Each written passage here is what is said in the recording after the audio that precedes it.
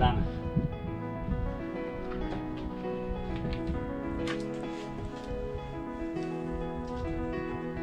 सबै केही भन्नुहुन्छ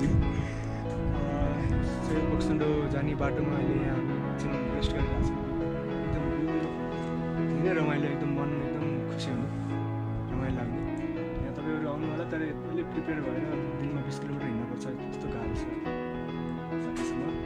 तर यहाँ आइसकेपछि तपाईँको थकान चाहिँ लगभग सकिहाल्छ भेटिहाल्छ तपाईँहरू पनि यसो हेर्दै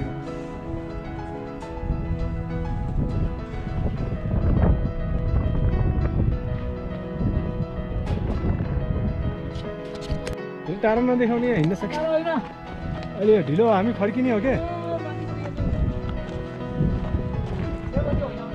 ए हुन्छ बेबीको त्यहाँ कफी खान हामी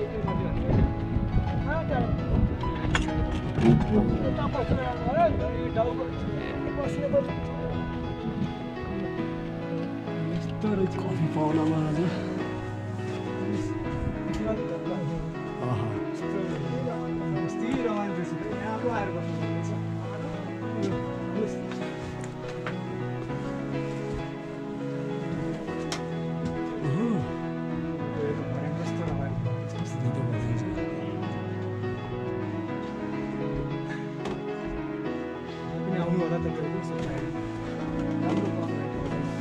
हुनुहुन्छ यता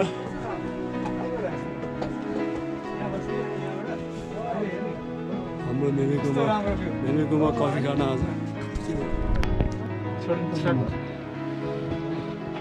मेमेकोमा कफी खान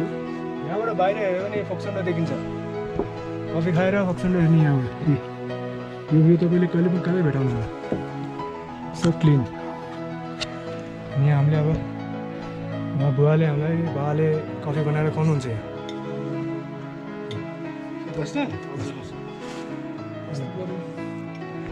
बस्ने ठाउँ कस्तो राम्रो बनाएर राख्नु भएको छ उहाँ चटक्कको क्लिन यहाँभित्र भात पकाउनुहुन्छ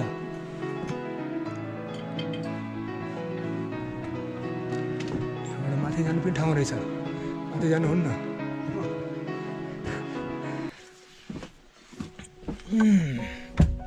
हेर्नुहोस् फोक्सोन्डो